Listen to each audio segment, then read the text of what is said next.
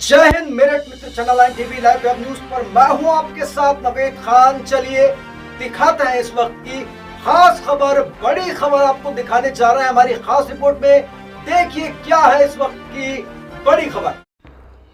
सनसनीखेज खबर उत्तर प्रदेश के मेरठ से, जहां मेरठ में मोदीपुरम के पल्लवपुरम फेज 1 निवासी सेवानिवृत्त बैंक मैनेजर के एसबीआई पलहेड़ा ब्रांच के लॉकर से 20 लाख रुपए के जेवर चोरी हो गए।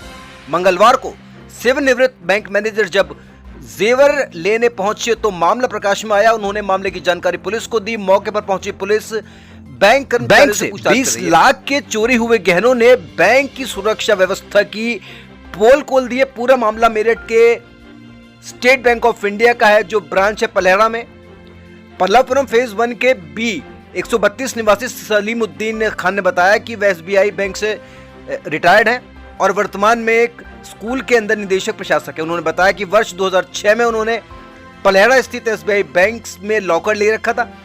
सलीमुद्दीन खान ने बताया कि लॉकर में उन्होंने अपनी बेटी डॉक्टर नीलिमा, पत्नी अमीर फातिमा, बेटे यूसुफ व पुत्रवधू के लगभग 20 लाख के सोने चांदी के जेवर व डायमंड की अंगूठी रखी थी। उन्होंने बताया कि 73 वर्ष की उम्र होने के चलते उन्हें आंखों से कम दिखाई देता है, जिस कारण जब भी वह लॉकर में कुछ सामान रखते हैं तो बैंक कर्मचारियों को साथ लेकर जाते थे।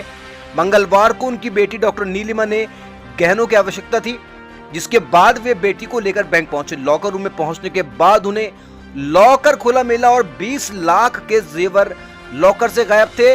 बड़ा सवाल है एसबीआई की सुरक्षा पर। इस पर उन्होंने बैंक की शाखा प्रबंधक रश्मि को मौके पर बुलाया, लेकिन वह कोई संतोषजनक जवाब नहीं दे सकी। उन्होंने मामले की जानकारी पीआरवी को दी। मौके पर पहुंची पीआरवी व मोदीपुरम चौकी इंचार्ज ने घटना की जानकारी लेकर बैंक कर्मचारियों से पूछताछ की। पूछताछ में पुलिस को कोई सफलता अभी तक नहीं मिली है। पीड़ित सलीमुद्दीन खान ने पल्लवपुरम थाने पहुंचकर पुलिस को जानकारी देते हुए थाने में थाना प्रभारी मुनेश सिंह ने मामले की जानकारी से सीओ दौराला को अवगत कराया, जिस पर सीओ दौराला ने पीड़ित सलीमुद्दीन से जानकारी लेने के लिए बुधवार को सीओ कार्यालय कंकरखेड़ा बुलाया। शाखा प्रबंधक रश्मि का कहना है कि बैंक का इसमें कोई गलती नहीं है। खाता धारक व बैंक की चाबी से ही लॉकर ऑपरेट होता है। उपभोक्ता के लॉकर रूम से बाहर जाने के बाद लॉकर रूम का इंचार्ज अंदर जाकर सिर्फ यह चेक करता है कि कुछ नीचे तो नहीं गिरा या लॉकर खुला तो नहीं रह गया। बताया गया कि अंतिम बार सलीमुद्दीन ने 1 फरवरी 2022 को लॉकर अपडेट किया था। इसके बाद वे मंगलवार को पहुंचे, यानी घटना के दिन पहुंचे। बड़ी खबर है, ये एक बड़ा सवाल है एसबीआई पर, state bank of India. Actually मेरी बेटी बॉम्बे से आई हुई है, तो उसने कुछ ज्वेलरी की आवश्यकता थी। बोले पापा लॉकर ऑपरेट करना है। तो आज मैं स्टेट बैंक ऑफ इंडिया पलहेड़ा की ब्रांच में 3:25 पर आया और अकाउंटेंट मैडम ने एंट्री करवा कर और हमको अंदर लॉकर रूम में ले गई। वहाँ पर उन्होंने मेरी चाबी भी ले ली और अपनी चाबी दोनों लगा के और लॉकर को खोल दिया। वहाँ पर ऐसा आभास हुआ था कि जैसे लॉकर पहले से ही खुला हुआ था, क्योंकि मेरी वाली चाबी मेरी बेटी ने देखा, उन्होंने घुमाई नहीं थी। फिर वो चली गई तो अपनी चाबी निकाल के, मास्टर की जो होती है बैंक वालों की। इसके बाद हमने लॉकर का दरवाज़ा हटाया और वहाँ पर देखा तो पूरा लॉकर खाली था, उसमें कुछ भी नहीं था। और इसमें मेरी बेटी का ज्वेलरी थी, पत्नी की थी, मेरे बेटे का जो अमेरिका में उसका एक रिंग था, $6000 की थी, वो डायमंड रिंग थी, महंगी रिंग थी, लगभग 5 लाख की।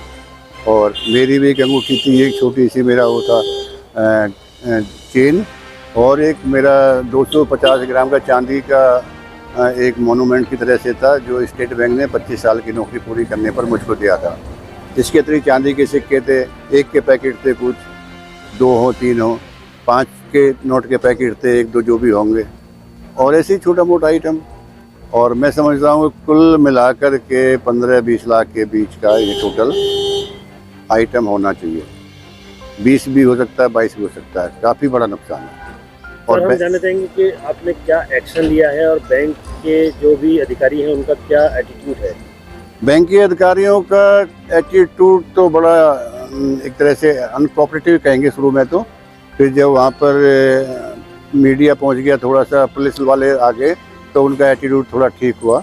अदरवाइज तो बिल्कुल बोले आप लेके होंगे निकाल के, और आपके तो मतलब चाबी आप ही से तल खुलेगा, ये तो लगा हुआ लॉकर था, दूसरा कैसे खोल सकता है। इस तरह से उन्होंने कोई सहानुभूति या कोई उसमें इंक्वायरी करने के बजाय उन्होंने हमको ही हरेस करने का प्रयास किया।